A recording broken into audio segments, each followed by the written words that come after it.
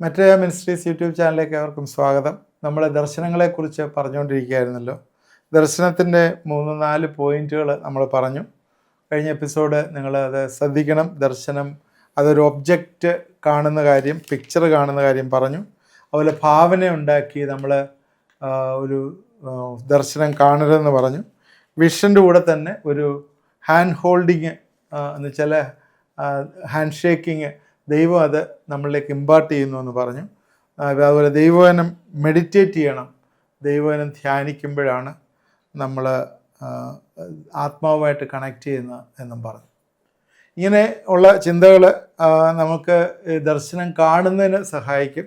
അത് ദർശനം കാണണം, എല്ലാവരും ദർശനം കാണണം എന്ന് ആഗ്രഹിച്ചാണത് പറയുന്നത്. ഇനിയും ഈ ദർശനത്തിന് അർത്ഥം ദൈവം പറഞ്ഞു തരണം.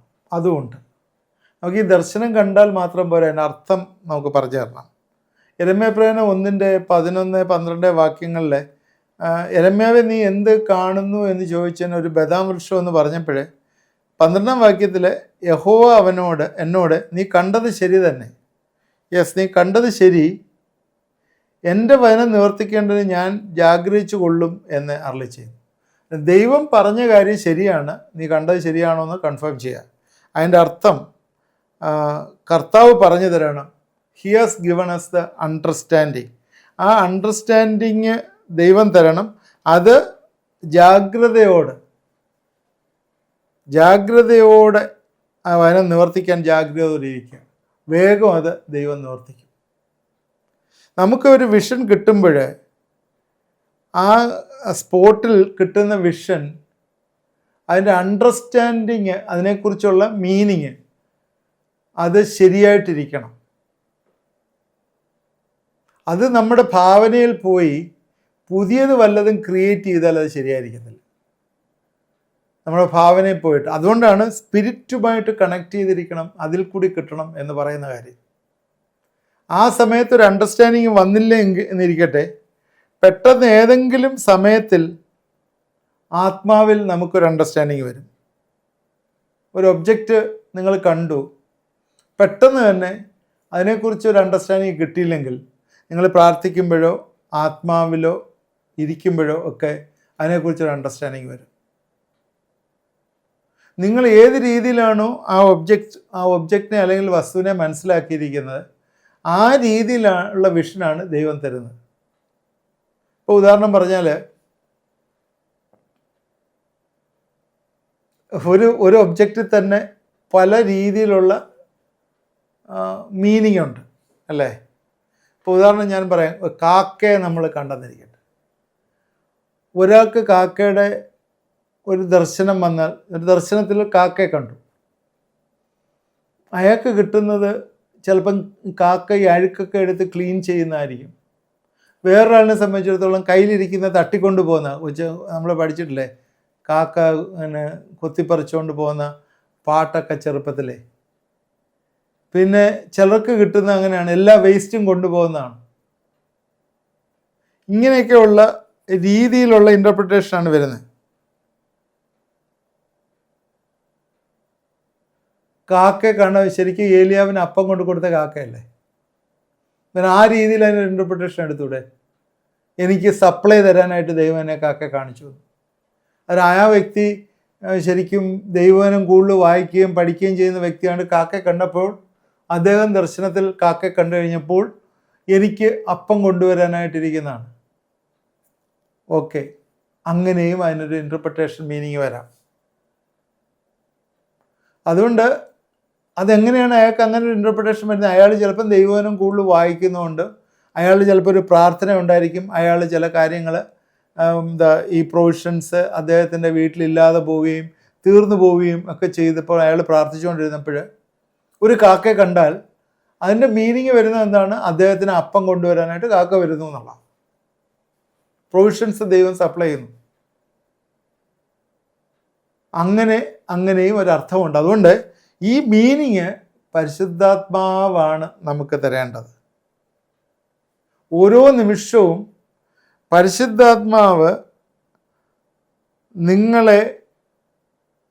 നിങ്ങളുടെ ഹൃദയങ്ങളെ ശോധന ചെയ്തിട്ടാണ് അതിന് ഉത്തരം തരേണ്ടത്. ഇപ്പം ഞാൻ ഒന്ന് രണ്ട് എക്സാമ്പിൾസ് പറയാം. അതൊക്കെ എല്ലാവർക്കും ഒരുപോലെ ആവണമെന്നില്ല. ഇപ്പം ഓയില് അഭിഷേകത്തെ കാണിക്കുന്നതാണ്, വാട്ടർ ക്ലീനിങ്ങിനെ കാണിക്കുന്നത്, ക്ലെൻസിങ്ങിനെ കാണിക്കുന്നതാണ്, ജീവജലത്തെ കാണിക്കുന്നതാണ്. സ്റ്റോൺസ് ഉണ്ട്, അത് ബ്ലൂ, റെഡ്, വൈറ്റ്, ഗോൾഡൻ രത്നങ്ങൾ. ഇവയെല്ലാം സ്പിരിച്വൽ വേൾഡിൽ ഉള്ള കാര്യങ്ങളാണ്. ബ്ലൂ ഹീലിങ്ങിന്, വൈറ്റ് വിശുദ്ധി, ഇങ്ങനെയൊക്കെയുള്ള പച്ച, ഗ്രീൻ, ഇങ്ങനെ ചില ആളുകൾ പച്ച തത്തെ കാണുന്നുണ്ട്. ഇങ്ങനെയൊക്കെയുള്ള പല രീതിയിലുള്ള നിങ്ങൾ കാണുന്നതനുസരിച്ച് പറയാം. സോഡ്സ് കാണുന്നുണ്ട്, പരിച കാണുന്നുണ്ട്. ഒരാൾ പ്രാർത്ഥിച്ചുകൊണ്ടിരിക്കുമ്പോൾ അദ്ദേഹത്തിന് ഈ പറഞ്ഞ പോലെ സോഡ് കാണുകയാണെങ്കിൽ അല്ലെങ്കിൽ പരിച കാണുകയാണെങ്കിൽ പൈശാചി അറ്റാക്കിന് അഗൻസ്റ്റായിട്ട് പ്രാർത്ഥിക്കുന്ന ദൈവം പ്രൊട്ടക്റ്റ് ചെയ്യുന്നു എന്നുള്ള ഒരു വിഷനാണ് അവിടെ എടുക്കേണ്ടത്. ഞാൻ ഒരു എക്സാമ്പിൾ പറഞ്ഞു എന്ന് മാത്രമേ ഉള്ളൂ. ഓരോരുത്തരുടെയും സാഹചര്യം അനുസരിച്ചും അവരുടെ ബാക്ക്ഗ്രൗണ്ട് അനുസരിച്ചും അവർ ദൈവത്തോടുള്ള റിലേഷൻഷിപ്പ് അനുസരിച്ചും ആണ് ഈ പല ദർശനങ്ങളും അതിൻ്റെ മീനിങ്ങും വരുന്നത്. അത് നിങ്ങളുടെ ആത്മാവിൽ ഒരു സ്പിരിച്വൽ കോഡിംഗ് ഉണ്ട്. നിങ്ങളുടെ ആത്മാവിൽ ഒരു സ്പിരിച്വൽ കോഡിംഗ് ആ DNA യിലുണ്ട്. എവറി സീസണിൽ ദൈവം അത് ഓപ്പൺ ചെയ്യും, ക്ലോസ് ചെയ്യും, നിങ്ങളെ വിളിക്കും. അന്നേരം അതൊക്കെ നിങ്ങളുടെ വിളിയൊക്കെ ശരിക്കും ഒരു പ്രവാചകന് മനസ്സിലാവും. ദൈവാത്മാവിലിരിക്കുമ്പോൾ ഇത് മനസ്സിലാവും, അല്ലാത്തവർക്ക് മനസ്സിലാവത്തില്ല. നമ്മൾ ഈ പറയുന്ന കാര്യങ്ങൾ പോലും പലർക്കും മനസ്സിലാവത്തില്ല. നമ്മൾ ദൈവാത്മാവിലിരിക്കുമ്പോൾ മാത്രമാണ് മനസ്സിലാവുന്നത്. ചില ആളുകളെ നമ്മൾ കാണുമ്പോൾ തന്നെ അവരിൽ കുടികൊള്ളുന്ന, നമ്മുടെ നാടൻ ഭാഷ പറഞ്ഞ അവർ കുടികൊള്ളുന്ന ഏതൊക്കെ ഈവിൾ സ്പിരിറ്റ് ഉള്ളത് പോലും നമുക്ക് ഐഡൻറ്റിഫൈ ചെയ്യാനുള്ള കഴിവ് ദൈവാത്മാവ് പലപ്പോഴും തരും. കാരണം ഈ ഹീലിംഗ്, ഡെലിവറൻസ് മിനിസ്ട്രി ഒക്കെ ചെയ്യുന്നവരും ഈ പ്രാർത്ഥിക്കുന്നവർക്കും ഒക്കെ ദൈവം അങ്ങനെ ഒരു പ്രത്യേക ഒരു കൃപ കൊടുക്കും. കാരണം അവർ ദൈവത്തിൻ്റെ ഈ 4th ഡയമെൻഷനിൽ വർക്ക് ചെയ്യുന്ന ആൾക്കാരാണ്, എന്നുവെച്ചാൽ ആത്മീയ മണ്ഡലത്തിൽ വർക്ക് ചെയ്യുന്ന ആൾക്കാരാണ്. അതുകൊണ്ട് നമ്മൾ ശ്രദ്ധിക്കുക, നിങ്ങൾക്ക് കിട്ടിയിരിക്കുന്ന ഓരോ വിഷനും ഓരോ ദർശനങ്ങളും ഓരോ മീനിങ് ഉള്ളതാണ്. ആ മീനിങ് ദൈവം അത് നിവർത്തിക്കും, ദൈവം അത് പറഞ്ഞു തരും എന്ന് നമ്മൾ മറന്നുപോയത്. ഇനിയിപ്പോൾ ഒരു പ്രാവശ്യം പ്രാർത്ഥിച്ചു, നിങ്ങളുടെ മനസ്സിൽ അങ്ങനെ തോന്നി അതാണെന്ന്, വേറൊരു ദിവസം പ്രാർത്ഥിച്ചപ്പം വേറൊന്ന് തോന്നി എന്നൊക്കെ പറയുമ്പോഴേ ഇതൊക്കെയാണ് ഈ ദർശനങ്ങളുടെ അതിൻ്റെ പ്രോബ്ലംസ് നമ്മൾ പറയുന്നത്. ദർശനം അങ്ങനെ നമുക്ക് വിശ്വസിക്കാൻ പറ്റത്തില്ല എന്ന് ആളുകൾ പറയുന്നത് അങ്ങനെയാണ്. കാരണം ഇതൊക്കെ ജഡത്തിൽ നിന്ന് ചെയ്യുന്നൊരു കാര്യമല്ല, ആത്മീയമായിട്ടുള്ള സ്പിരിച്വൽ മേഖലകളിൽ ചെന്നിട്ട് ചെയ്യേണ്ട കാര്യങ്ങളാണ്. ഇപ്പോൾ ഒരാൾ ഡിസൈറോടുകൂടി ഒരു കാര്യത്തിന് വേണ്ടി പ്രാർത്ഥിച്ച് ജെനുവിനായിട്ട് ഫാസ്റ്റ് ചെയ്ത് പ്രാർത്ഥിക്കുമ്പോൾ അദ്ദേഹത്തിനൊരു ദർശനം കിട്ടുകയാണ്. ആ ഒരു കാര്യത്തെക്കുറിച്ച് ദർശനം കിട്ടുമ്പോൾ അത് പിന്നെ വേറൊരു നെഗറ്റീവായിട്ടൊരു തിങ്കിങ്ങിന് യാതൊരു സാധ്യതയില്ല, രണ്ടാമതൊരു മീനിങ് വരേണ്ട ആവശ്യമില്ല. ദൈവം ക്ലിയറായിട്ട് തരും. അതാണ് ഞാൻ പറഞ്ഞത്. അന്നേരം 4ാമത് പറഞ്ഞ കാര്യം, ഈ കാണുന്നതിനൊക്കെ ഒരർത്ഥമുണ്ട്, അത് ദൈവം വെളിപ്പെടുത്തി തരണം. ഇനിയും ഇമേജിനകത്തുള്ള ഡീറ്റെയിൽസിന് വളരെ പ്രാധാന്യമുണ്ട്, അതിലും ഒരു മെസ്സേജ് ഉണ്ട്. യെരമ്യാവ് 1:13 തിളയ്ക്കുന്ന ഒരു കലം കാണുന്നു എന്ന് പറയുന്നു. തിളയ്ക്കുന്ന കലം അത് വടക്ക് നിന്ന് പ്രത്യക്ഷമായി വരുന്നു.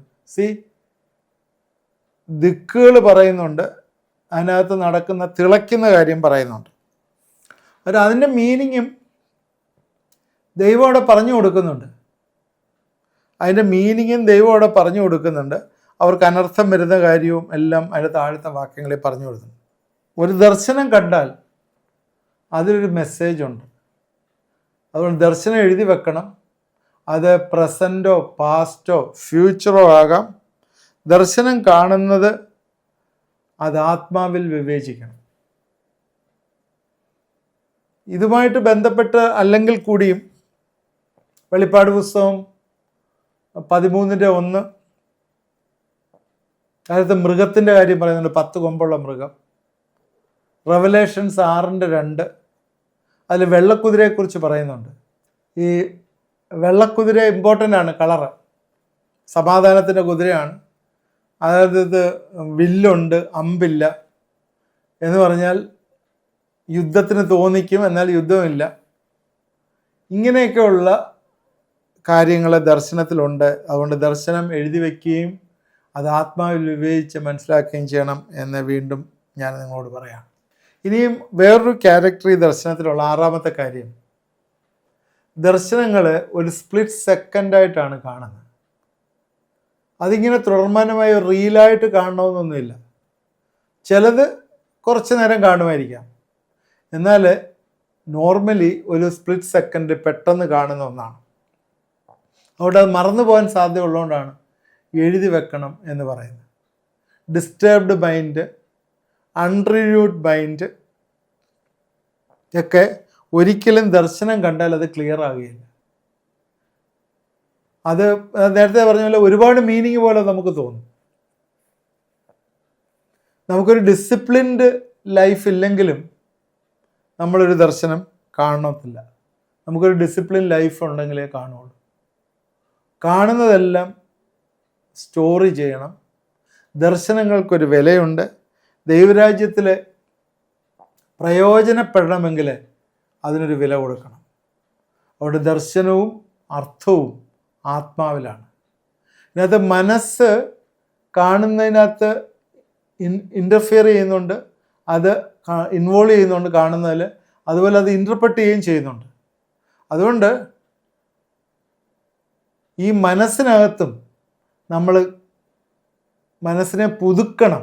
അതിനകത്ത് ഒരുപാട് ഈ വേണ്ടാത്ത ജങ്കുകൾ കൊണ്ടിട്ടാൽ പോലും ഈ സ്വപ്നങ്ങൾ അല്ലെ ഈ ദർശനങ്ങൾക്ക് നമുക്ക് മീനിങ് കിട്ടാതെ പോകും.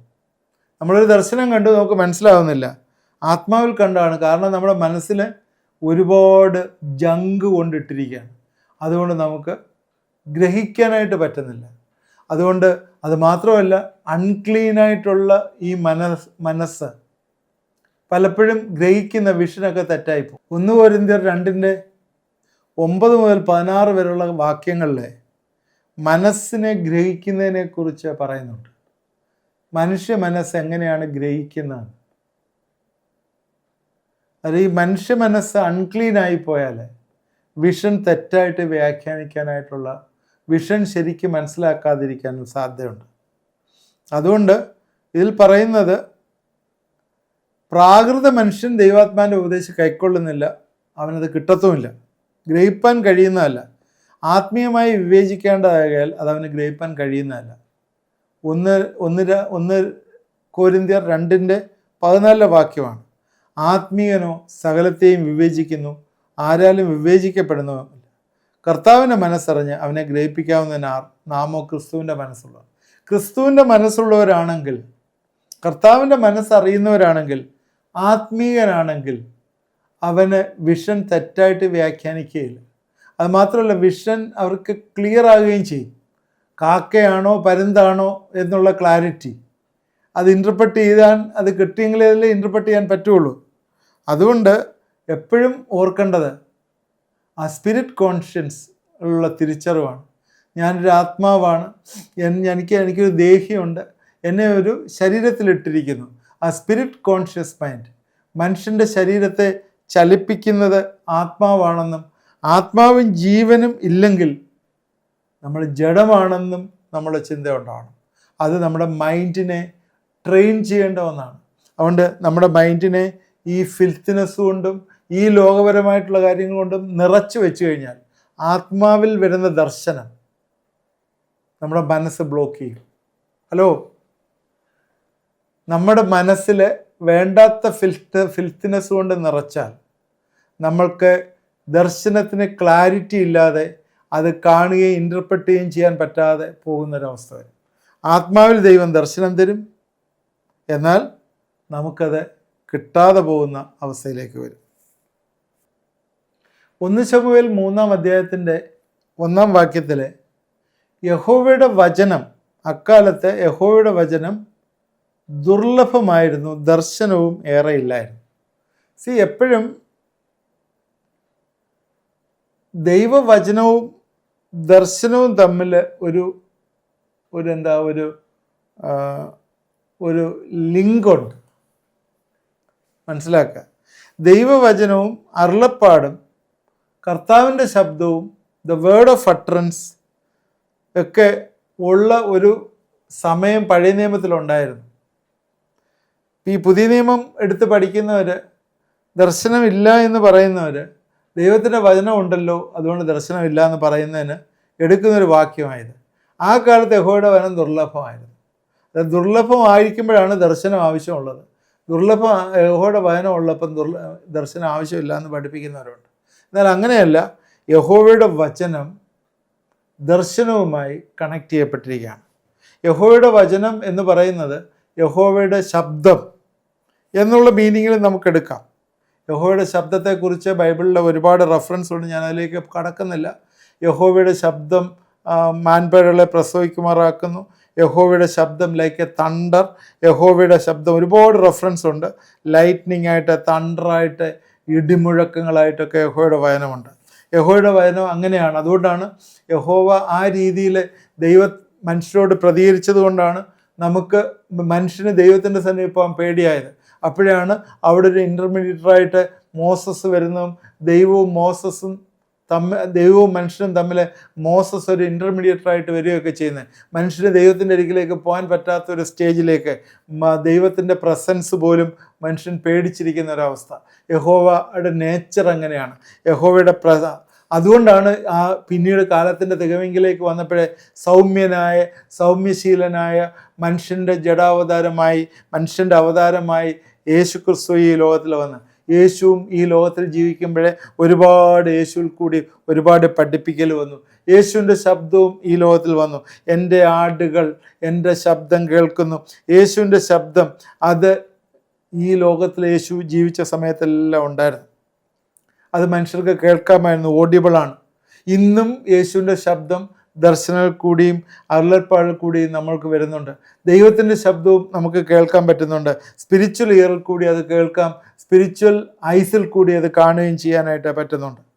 ഇതുകൂടാതെ തന്നെ പരിശുദ്ധാത്മാവിൻ്റെ ശക്തമുണ്ട്. ഇത് ഞാൻ പറയുന്ന കാര്യം, ഈ ദർശനങ്ങൾക്ക് നമ്മൾ ഇൻ്റർപ്രറ്റ് ചെയ്യുമ്പോഴേ ഈ ദർശനങ്ങൾക്ക് സഹായിക്കുന്ന കാര്യങ്ങളാണ് ഇതെല്ലാം ദൈവത്തിൻ്റെ ശബ്ദമുണ്ട്, മകൻ്റെ ശബ്ദം, യേശുവിൻ്റെ ശബ്ദമുണ്ട്. ഇന്ന് voice of the holy spirit, അതാണ് ഏറ്റവും കൂടുതലായിട്ട് നമ്മുടെ ഇടയിൽ പ്രിവൈൽ ചെയ്യുന്നത്. ഈ വോയിസ് ഓഫ് ഹോളി സ്പിരിറ്റ് ഇന്ന് നമ്മളോട് സംസാരിക്കേണ്ട ഒന്നാണ്. ഇന്ന് പലരുടെയും ഹൃദയത്തിൽ ഈ ദൈവത്തിൻ്റെ ആത്മാവ് സംസാരിക്കുന്നില്ല. അതുകൊണ്ടാണ് ദർശനത്തിന് മീനിങ് ഇല്ലാതെ പോകുന്നത്. കർത്താവ് സംസാരിക്കുന്നു അവന് ഇഷ്ടമുള്ള സമയത്ത്. പരിശുദ്ധാത്മാവ് സംസാരിക്കുന്ന ഒരു സോഫ്റ്റ് വോയിസിലാണ്. കർത്താവ് ശൗലിനോട് സംസാരിച്ച് നമുക്കറിയാമല്ലോ. പൗലോസ് ആവുന്നതിന് മുമ്പ് നീ ഉപദ്രവിക്കുന്ന ക്രിസ്തുവാണ് എന്ന് പറഞ്ഞ് സംസാരിക്കുന്ന കർത്താവ്. ഇപ്പോഴ് നമ്മൾ ദൈവത്തെ വെയിറ്റ് ചെയ്യുമ്പോഴേ, നമ്മൾ ദൈവസന്നിധിയിൽ ഇരിക്കുമ്പോഴേ, നമുക്ക് ദർശനങ്ങളെ ദൈവം തരുമ്പോഴേ അതിൻ്റെ മീനിങ് എന്ന് പരിശുദ്ധാത്മാവ് നമ്മളോട് പറയും. ദൈവവുമായിട്ട് നമ്മൾ കമ്മ്യൂണിക്കേറ്റ് ചെയ്യുമ്പോഴേ, ഡയറക്റ്റായിട്ട് കമ്മ്യൂണിക്കേറ്റ് ചെയ്യുമ്പോൾ ദൈവം തന്നെ നമ്മുടെ ഹൃദയങ്ങളിലെ ഇൻറ്റ്യൂഷൻ തരും, നമ്മുടെ ആത്മാവോട് സംസാരിക്കും.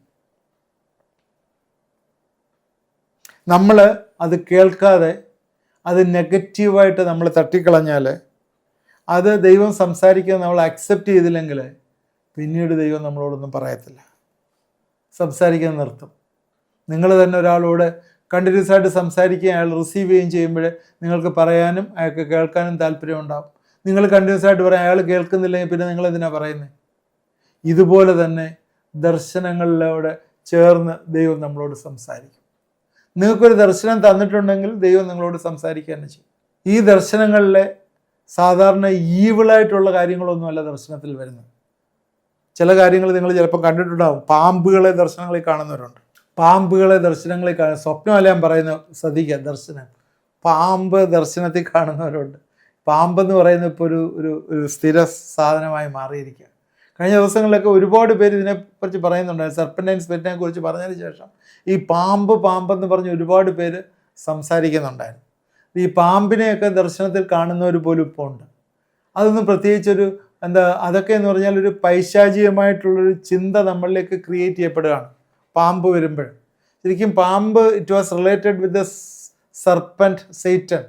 അങ്ങനെ ഒരു ദർശനം നമ്മൾ കാണുകയാണെങ്കിൽ അതുമായിട്ട് ബന്ധപ്പെട്ട് നമ്മൾ ചിന്തിക്കേണ്ടത് നമ്മളൊരു ഈവിൾ അറ്റാക്കിനകത്തേക്ക് പോകുന്നു. നിങ്ങൾ പ്രാർത്ഥിക്കണം. ഈ സ്വപ്നമായാലും ദർശനമായാലും അത് കണ്ടു കഴിയുമ്പോഴേ നമ്മളെക്കുറിച്ച് ദൈവം ആഗ്രഹിക്കുന്ന യു ഹാവ് ടു പ്രേ, നമ്മൾ പ്രാർത്ഥിക്കുക എന്നുള്ളതാണ്. ഈ സ്വപ്നമായാലും ദർശനമായാലും അത് പ്രാർത്ഥനയിലേക്ക് നമ്മളെ ലീഡ് ചെയ്യണം. പ്രാർത്ഥിക്കാൻ പറ്റുന്നില്ലെങ്കിൽ, നാവ് കെട്ടപ്പെട്ടിരിക്കുന്നെങ്കിൽ ദൈവത്തെ ആരാധിക്കുകയും ദൈവവചനം ധ്യാനിക്കുകയും ചെയ്യുക. ആ ദൈവവചനം ധ്യാനിക്കുകയും ആരാധിക്കുകയും ചെയ്യുമ്പോൾ പെട്ടെന്ന് തന്നെ we will shift to prayer. നമ്മൾ പ്രെയറിലേക്ക് നീങ്ങും. പ്രെയറിലേക്ക് നീങ്ങിയിട്ട് ആത്മമണ്ഡലത്തിലേക്ക് നമുക്ക് പ്രവേശിക്കാനായിട്ട് നമുക്ക് വിവിധ ഭാഷകൾ, ദൈവത്തോട് ഭാഷകൾ പ്രാർത്ഥിക്കുക. സ്പിരിച്വൽ, ഞാനിതെല്ലാം പറഞ്ഞ ടങ്സിനെ കുറിച്ചൊക്കെ നേരത്തെ പറഞ്ഞിട്ടുള്ളതാണ്. ദൂതന്മാരുടെയും മനുഷ്യരുടെയും ഭാഷ, മനുഷ്യരുടെ ഭാഷ, ദൂതന്മാരുടെ ഭാഷ, ദൈവത്തിൻ്റെ ഭാഷ. ഈ ഭാഷകളിൽ ഏതെങ്കിലും ഒക്കെ ദൈവസന്നിധിയിലിരുന്ന് പറയുമ്പോഴേ നമ്മൾ ആ സ്പിരിച്വൽ തലത്തിലേക്ക് കയറി ദൈവത്തിൻ്റെ മർമ്മങ്ങൾ മനസ്സിലാക്കുകയും ദർശനങ്ങളുടെ മീനിങ് ദൈവം വെളിപ്പെടുത്തി തരികയും ചെയ്യും. അപ്പോൾ ഞാൻ എൻ്റെ വാക്കുകളിലൂടെ അവസാനിപ്പിക്കുകയാണ്. ദർശനങ്ങളെക്കുറിച്ച് 3 എപ്പിസോഡോളം പറഞ്ഞു. ഈ ദർശനങ്ങൾ ഇന്നും ഉണ്ട്. നമുക്ക് ദൈവം ദർശനം തരും, നമ്മളെ ഗൈഡ് ചെയ്യാനായിട്ട്. നമ്മുടെ പ്രാർത്ഥനകൾക്ക് ഉത്തരമായിട്ട് ദർശനങ്ങൾ തരും. ദൈവം നമ്മളെ ഇതിൽ കൂടിയാണ് പെർഫെക്റ്റ് ചെയ്യുന്നത് എന്നെല്ലാം ഞാൻ പറഞ്ഞു. അതുകൊണ്ട് ഈ ദിവസങ്ങളിൽ നമ്മൾ ദർശനത്തിന് വേണ്ടി താല്പര്യപ്പെടുക, ദർശനത്തിന് വേണ്ടി ദൈവസന്നിധിയിലിരിക്കുക. കർത്താവേ, എനിക്ക് ദർശനങ്ങളെ തരണമേ എന്ന് പറയുക. ദൈവം ദർശനങ്ങളെ തരുന്ന ദൈവമാണ്. സ്തോത്രം. നിങ്ങൾക്ക് എന്തെങ്കിലും ഇതുമായിട്ട് റിലേറ്റ് ചെയ്ത് നിങ്ങൾക്ക് എന്തെങ്കിലും അഡീഷണലായിട്ട് പറയാം. ഞാനത് ചുരുക്കമായി പെട്ടെന്ന് പറഞ്ഞതേ ഉള്ളൂ. ഇതിനേക്കാളും വലിയ കാര്യങ്ങൾ ഇനിയും പറയാനായിട്ടുള്ളത് കൊണ്ട് ഞാൻ തൽക്കാലം ഇവിടെ നിർത്തുകയാണ്. അതുകൊണ്ട് ഇനിയും വരുന്ന എപ്പിസോഡിലൊക്കെ നമ്മൾ പ്രാർത്ഥനയെക്കുറിച്ചും ഒക്കെ നമ്മൾ കൂടുതൽ ചിന്തിക്കുമ്പോഴേ ദർശനത്തിൽ കൂടി ദൈവം നമ്മളോട് എങ്ങനെ സംസാരിക്കുമെന്ന് നിങ്ങൾക്ക് മനസ്സിലാവും. നമ്മളിനിയും അടുത്ത എപ്പിസോഡിലൊക്കെ പ്രാർത്ഥനയെക്കുറിച്ചും പ്രാർത്ഥനയുടെ യാമങ്ങളെക്കുറിച്ചും ഒക്കെയാണ് സംസാരിക്കുന്നത്. നിങ്ങൾക്ക് ഈ ചിന്തകൾ, ഞങ്ങളെ ഇവിടെ പറയുന്ന മെസ്സേജുകളൊക്കെ പലർക്കും ഒരു പുതിയ രീതിയിലുള്ള ഒരു ടീച്ചിങ് ആയിട്ട് നിങ്ങൾക്ക് തോന്നാറുണ്ട്.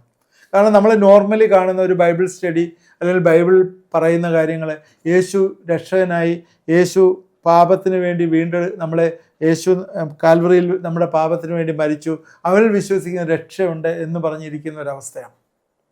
ഇതൊരു ശരിക്കും പൗലോസിൻ്റെ പഠിപ്പിക്കലെടുത്താലും ബൈബിളിലെ പഠിപ്പിക്കലെടുത്താലും ഒരു കാര്യം ഇതിന് ഉറപ്പാണ്: നിങ്ങൾ still you are in diapers. നമ്മളിപ്പോഴും ആദ്യ പാഠങ്ങളിലിരിക്കുകയാണ്. ദൈവം നമ്മളെക്കുറിച്ച് ആഗ്രഹിക്കുന്ന അതല്ല, നമുക്ക് ദൈവത്തിൻ്റെ വലിയ മിസ്റ്ററീസ് റിവീൽ ചെയ്യണം.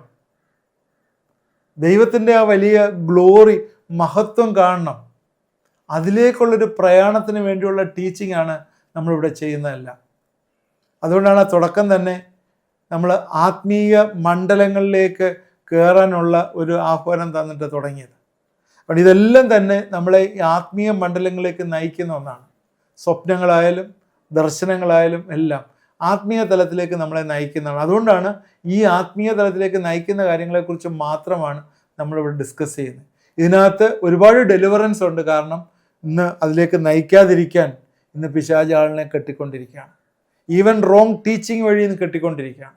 അതുകൊണ്ട് you will not be the same person tomorrow. നാളെ നിങ്ങൾ ഇതേ മനുഷ്യനല്ല, നിങ്ങൾക്ക് വ്യത്യാസം ഉണ്ടാകും. The ignorance will keep you below and the wisdom will keep you above. ഈ പരിജ്ഞാനം നിങ്ങളുടെ ഉള്ളിലേക്ക് വരുമ്പോഴേ നിങ്ങൾ ഓരോ പടി ദൈവത്തിൻ്റെ മഹത്വത്തിൽ വളരുവാനായിട്ട് ഇടയാവും. തീർച്ചയായും ഇന്നത്തെ ചിന്തകൾക്ക് പ്രയോജനമെന്ന് വിചാരിക്കുന്നു. പ്രാർത്ഥിക്കാം. കർത്താവേ, കഴിഞ്ഞ 3 എപ്പിസോഡായിട്ട് ഞങ്ങൾ ദർശനങ്ങളെക്കുറിച്ച് ചിന്തിക്കുകയും പ്രാർത്ഥിക്കുകയും ചെയ്യാമായിരുന്നു. ദൈവമേ, നീ ഈ ദർശനത്തിൽ കൂടിയൊക്കെ ഞങ്ങളുടെ ജീവിതത്തിലെ കർത്താവെ ആത്മീയ മണ്ഡലത്തിൽ കർത്താവെ പ്രവർത്തിക്കുകയും ചരിക്കുന്നവരുമാക്കി തീർക്കണമേ എന്ന് പ്രാർത്ഥിക്കുന്നു. ഏതെങ്കിലും രീതിയിൽ മനസ്സിൽ തടസ്സങ്ങൾ വന്നിട്ടുണ്ടെങ്കിൽ, ഈ ദർശനം ഞങ്ങളുടെ ജീവിതത്തിൽ മാനിഫെസ്റ്റ് ചെയ്യാതിരിക്കാൻ തടസ്സങ്ങൾ വന്നിട്ടുണ്ടെങ്കിൽ, ആ മനസ്സിനെ ഞങ്ങളെ പുതുക്കി രൂപാന്തരപ്പെടുത്തുവാൻ ഈ ദിവസങ്ങൾ കർത്താവെ സഹായിക്കണമേ എന്ന് പ്രാർത്ഥിക്കുന്നു. ഞങ്ങളുടെ ഡിസ്റ്റർബ് മൈൻഡ്, അൺറിന്യൂഡ് മൈൻഡ് കർത്താവെ ദർശനം ഒരിക്കലും ക്ലിയർ ആക്കി തരുന്നില്ലല്ലോ.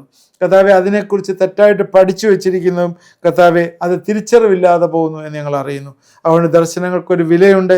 ദൈവരാജ്യത്തിൽ അത് പ്രയോജനപ്പെടണമെങ്കിൽ കർത്താവെ ഞാനൊരു വില കൊടുക്കണം എന്ന് മനസ്സിലാക്കി അതിൽ കൂടുതൽ ഇൻവോൾവ് ചെയ്യുവാൻ കർത്താവെ അതിൻ്റെ അർത്ഥവും കർത്താവെ അതിൻ്റെ ദർശനവും അർത്ഥവുമെല്ലാം ആത്മാവിലാണെന്ന് മനസ്സിലാക്കി കർത്താവെ ഞങ്ങളുടെ മനസ്സ് അത് കാണി ഇൻ്റർപ്രറ്റ് ചെയ്യുകയും ചെയ്യുന്ന ഒരനുഭവം ഈ ദിവസങ്ങൾ ഉണ്ടാകട്ടെ എന്ന് പ്രാർത്ഥിക്കുന്നു. അതുകൊണ്ട് കർത്താവെ ആ ജങ്കുകളെ ഒന്നും എൻ്റെ മനസ്സിൽ കൊണ്ടിടുവാൻ കർത്താവെ ഞങ്ങളെ ഇടവരുത്തരുതേ എന്ന് പ്രാർത്ഥിക്കുന്നു. മനുഷ്യ മനസ്സ് കർത്താവെ പ്രോപ്പറായിട്ട് ഗ്രഹിക്കുന്നില്ലല്ലോ. എന്നാൽ ആത്മീയൻ സകലവും വിവേചിക്കുന്നുവെന്ന് ദൈവവചനത്തിലുള്ള ഓർത്ത സ്തോത്രം. ക്രിസ്തുവിൻ്റെ മനസ്സുള്ളവരായി ജീവിപ്പാൻ കർത്താവെ ഞങ്ങളെ സഹായിക്കണമേ, ഇടവരുത്തണമേ എന്ന് പ്രാർത്ഥിക്കുന്നു. ഇത് കണ്ടുകൊണ്ടിരിക്കുന്ന എല്ലാവരെയും ഞങ്ങൾ അനുഗ്രഹിച്ച് പ്രാർത്ഥിക്കുന്നു. ഈ ദിവസങ്ങൾ ദർശനങ്ങൾ കിട്ടുവാൻ കർത്താവെ ദൈവസേനയിൽ കടന്നു വന്ന് പ്രാർത്ഥിപ്പാൻ നീ അവരെ ബലപ്പെടുത്തണമേ, സഹായിക്കണമേ. അവരുടെ ഭാവിയെക്കുറിച്ച് ദർശനം ഉള്ളവരായിരിക്കാൻ, അവരുടെ മിഷനെക്കുറിച്ച് ദർശനമുള്ളവരായിരിക്കാൻ, അവരുടെ ഗോയിങ് ഫോർവേഡ് അവരുടെ കുടുംബങ്ങളെക്കുറിച്ച് ദർശനമുള്ളവരായിരിക്കാൻ കർത്താവെ നീ ഇടവരുത്തണമേ, സഹായിക്കണമേ എന്ന് പ്രാർത്ഥിക്കുന്നു. പ്രാർത്ഥന കേട്ട ഓർത്ത് സ്തോത്രം. യേശുവിൻ്റെ നാമത്തിൽ പ്രാർത്ഥിക്കുന്നു, കേൾക്കണമേ. ആമേൻ. തീർച്ചയായും ഇന്നത്തെ മെസ്സേജ് നിങ്ങൾക്ക് പ്രയോജനമായി എന്ന് വിചാരിക്കുക. നിങ്ങളുടെ ഫ്രണ്ട്സിന് ഷെയർ ചെയ്ത് കൊടുക്കുക. ആദ്യമായിട്ട് അവിടെ നിന്ന് സബ്സ്ക്രൈബ് ചെയ്യുക. അതുപോലെ ഞങ്ങളുടെ നോർത്ത് ഇന്ത്യ മിഷൻ അതുപോലുള്ള പ്രവർത്തനങ്ങളെ നിങ്ങൾ ഓർത്ത് പ്രാർത്ഥിക്കണം. നിങ്ങൾ അത് ഓർത്ത് പ്രാർത്ഥിക്കുകയും സപ്പോർട്ട് ചെയ്യുകയും ചെയ്യണം. അതുപോലെ നിങ്ങൾക്ക് ഈ നോർത്ത് ഇന്ത്യയിലൊക്കെ വിസിറ്റ് ചെയ്യാനായിട്ടൊക്കെ താല്പര്യമുള്ളവരുണ്ടെങ്കിൽ നിങ്ങൾ അറിയിച്ചു കഴിഞ്ഞാൽ ഞങ്ങൾ പോകുമ്പോൾ ടീമായിട്ട് പോവുകയും ഇവിടെ വിസിറ്റ് ചെയ്യുകയൊക്കെ ചെയ്യാം.